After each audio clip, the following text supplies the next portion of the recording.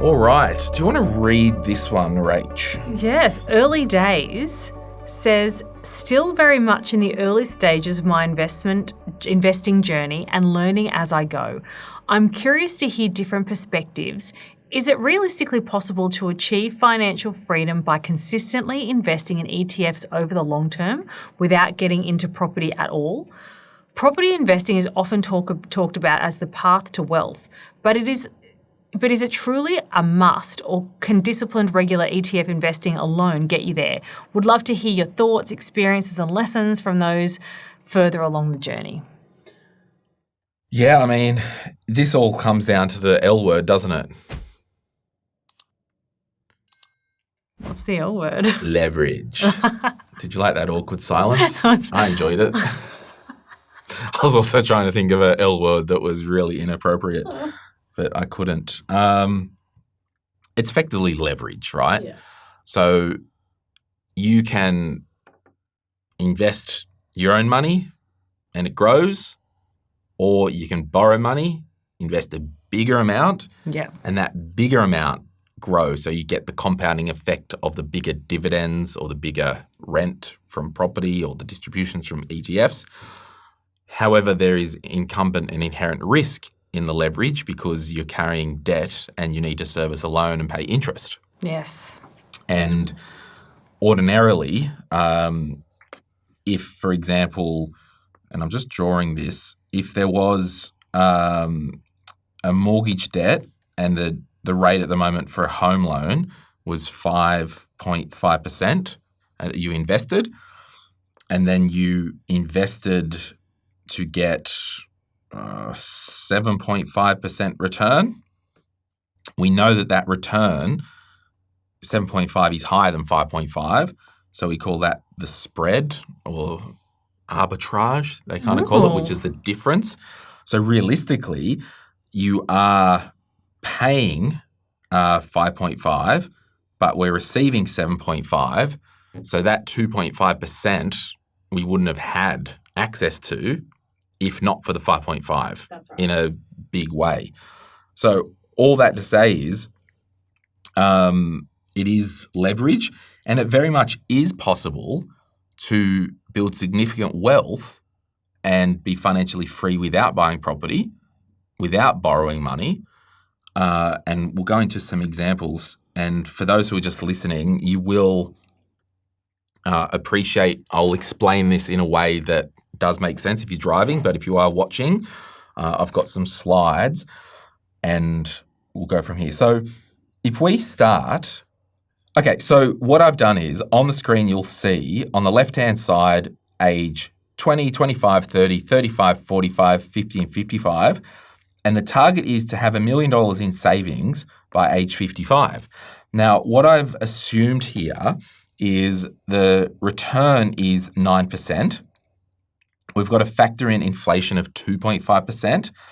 I've just added a 1% for tax because this is really hard to do these projections when we don't know our tax rates, right? Because everyone's got a different tax rate, and the income that's earned from the dividends or the distributions or the shares, it would be different based on someone's tax rate.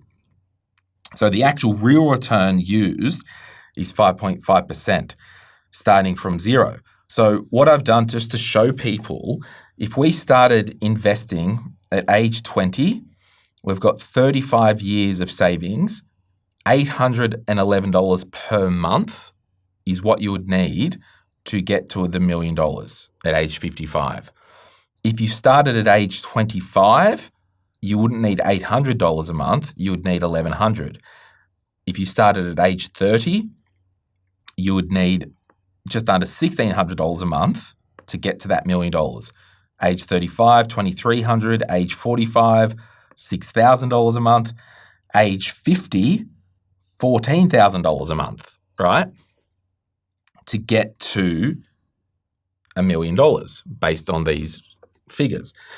Now, what I've also illustrated here is really important. It speaks to, so this first table speaks to the longer runway we have, the less money we need because the compounding does the heavy lifting, right? Where the second table here, same thing, age 20, 25, 30, 35, 45, 50, 55, amount of years saved. What I've shown you here is the actual required real return if you started later.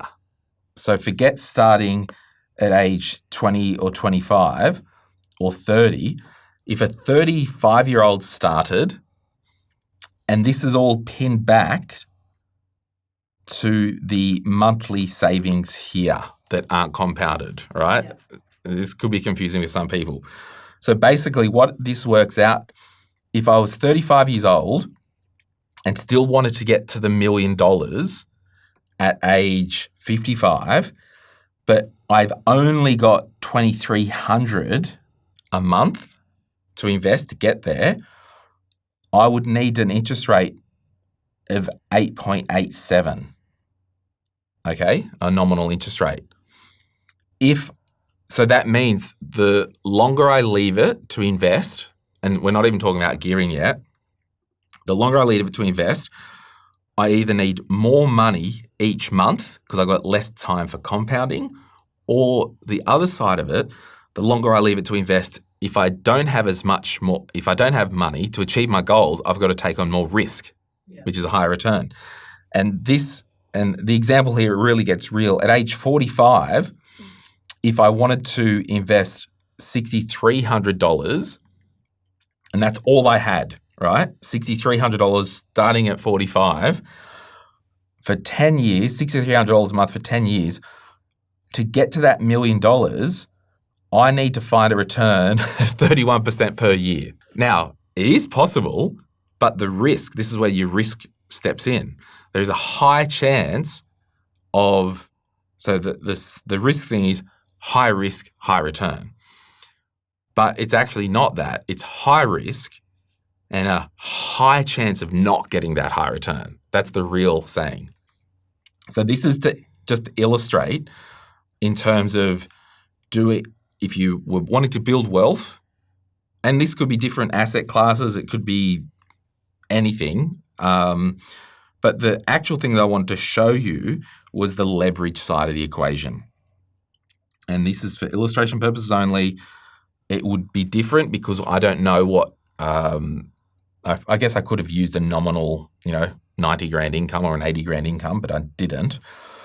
Okay, so this page here basically shows you if we started at, say, 35 and we wanted to get to our $1 million, how much would it cost us based on using leverage and an interest rate? I've just done 5.8%. Basically, using leverage, the monthly P&I cost would be $2,100 using $400,000 invested, because there's no quote unquote personal contribution or monthly savings because we're not putting our own capital in. It's literally loan repayments. Yeah. So if we go back to age 35, if we didn't do anything in the ordinary course of business, if we started at age 35, we would need $2,300 a month to invest to get the $1 million, right? But at 35, if we started with no money, borrowed around $400,000, the monthly P&I repayment is $2,100, so basically less than our own savings to achieve the goal. And a portion of this payment is tax deductible because it's for investment purposes. And it's not on the screen because I actually forgot to, it was a last minute thing I was going to put in. This table here, it basically is the cumulative amount of interest paid over the time from age 35 to 55. What we need to look at, the interest payment in the first year is going to be, the 35 year is going to be 17 grand. The next year it's 14,000, or at age 45, at age 40. At age 45, it goes down to $11,000 a year. So as time goes on, you pay less interest and you claim less, but at the start of the journey, you pay a higher interest amount and you would claim that on your tax return. So therefore, your contribution of $2,100 is the gross contribution, not the net contribution.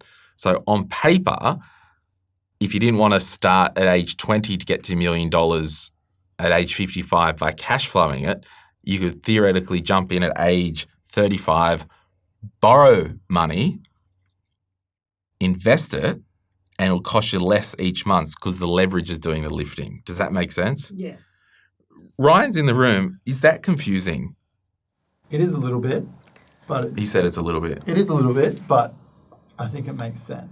Yeah. I think you just have to put a caveat that you've got to have the property there to borrow against and sufficient equity to be able to do that. Yes. And this is why this wasn't this was just an example of if you use leverage at 5.8%, sure, $400,000 loan, it's only $2,100 a month to get started. You'll get there fast because of the leverage. Yeah. And this is the problem. Everything on paper and spreadsheets with money and projections work until they don't. So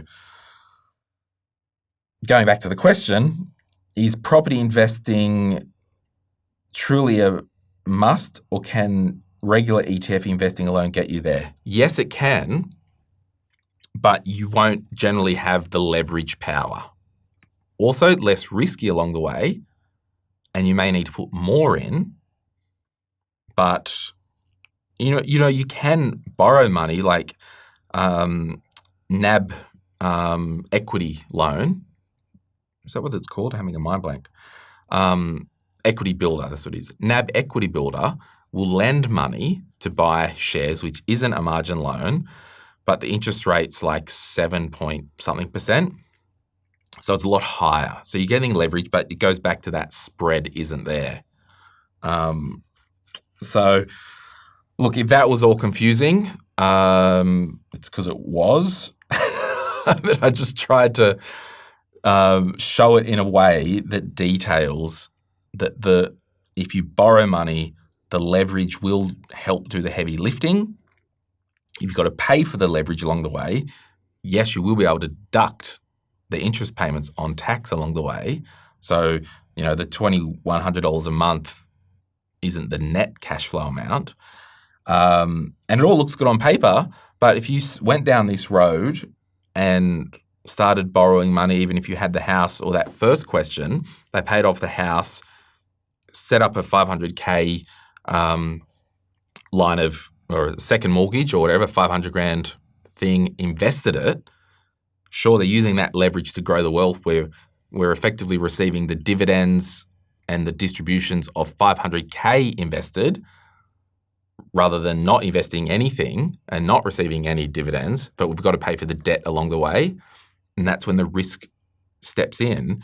And it probably speaks more to, in Australia, if it's not investment property, it's not investing type vibes, banks will lend to property easier than they'll lend to equity. They're lumpier assets, they're less transactions. Someone can borrow $500,000 against their home to invest in shares tomorrow. Market has a conniption for 10 minutes, they freak out, they sell, end up losing their money because spreadsheets work, gearing works, money works, people don't. And that's what we've really got to understand is the behaviour behind it. I've seen a couple of money influencers over the last few months talk freely. 3 or 4 come to mind, and they are now saying that they're now millionaires. Okay. Awesome. Love that. We need more people to have more money because, I believe if more people have more money, hopefully more people will do good. Doesn't always happen. But I know most of those young influencers under, 35, the property leverage has done the lifting in their net worth, not the cash flowing into ETFs. You know I'm going to say buy a property. That's right. But to the actual question, starting to the investing journey, number one, take a read of my book, The Quick Start Guide to Investing. It will really help you position investing from a zero start. Then number two, I had clients, Rach, and one thing I didn't talk about was using superannuation and salary sacrifice as a legitimate wealth building endeavour. Yeah. The amount of clients that I had that didn't have investment properties and just literally put extra money into super, got to age 60, really healthy super balances, home was paid off, they didn't carry any of the risk of investing in shares, investing in property. They were happy to just cash flow their life and use superannuation. And effectively, when you're investing in superannuation, the tax saving is the heavy lifting. Because if you paid $5,000 a year, for example, making that number up out of nowhere, if you pay $5,000 a year less tax from using super, that $5,000 a year is effectively invested. So, in your portfolio of clients, when people were doing that, did any of them not have their own home and no property at all? Seldom. I had some people that lived in Sydney and just rented and just built wealth in super. Okay. I actually had a first home buyer get the first home buyer grant and stamp duty exemption when he was 65 and retired. We talked about that, you and I, on the Retire Right podcast. I remember that client. Yeah. Yes. And so it can be done. Yeah. The whole, with personal finance, it's this whole step back, keep it fundamental, live on less than you earn, invest the rest. Optimize the living part on less than you earn and you'll be able to invest more. Okay, you want to invest more, optimize that, you might have to earn more. I personally like to do three things with my financial life. I give some, I save some, and I spend some. And I do it in that order strategically. So my giving is first, my saving is second, which is investing, and spending third. So this is real fundamental stuff. And, there'll be a heap of things in the Facebook group, but it is the leverage doing the heavy lifting. And I will say, when it comes to people getting absolutely flushed financially in their life, the catastrophic flushes, a lot of it has been tied to property and leverage. Am I right? You are right. You are right. At the end of the day, so many people who have lost lots of money, it's because they've leveraged up more than what they should into property, potentially bad investments. I'm thinking greenfields, sold, self-managed super fund, just totally getting screwed. But it's been a bad property investment and or over-leveraged. Yeah. And they're the ultimate flushes. I haven't seen, and it has happened with unscrupulous operators in superannuation and all that stuff, but more times than not, you'll not get a complete flush from salary sacrificing into your run-of-the-mill super fund over your working life. Sorry, I'm going to move along because maybe I didn't explain all that well enough. Did I? I think you explained it well. Okay. It makes more sense. What Don't at me with the numbers, everyone. Just think of the concepts because I may have stuffed up. What are you saying? I think for early days, even if you start on ETFs and you start to build and you change your goals down the track, at least you've got something there to work with at the time. I think as long as you're starting to invest, it's just a great building thing. Habits. That's all we're doing. We're building habits, and the habits that I want to build in my life, give some, save some, spend some.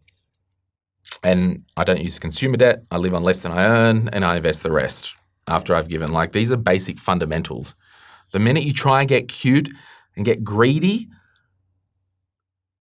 you get desperate. Things that follow desperate are greedy and then broke. It's as simple as that. Hey, it's Glen here. Thank you so much for watching today's video. You made it to the end. Can I ask a favor? Can you hit that like button and maybe hit subscribe if you want to get notified when we release further videos just like this one, whether you watch the Money podcast or Retire Right. And remember, if you want to learn more about investing, I've got an investing book, The Quick Start Guide to Investing, and there's a link in the description to get your hands on a copy. Thank you so much. Bye.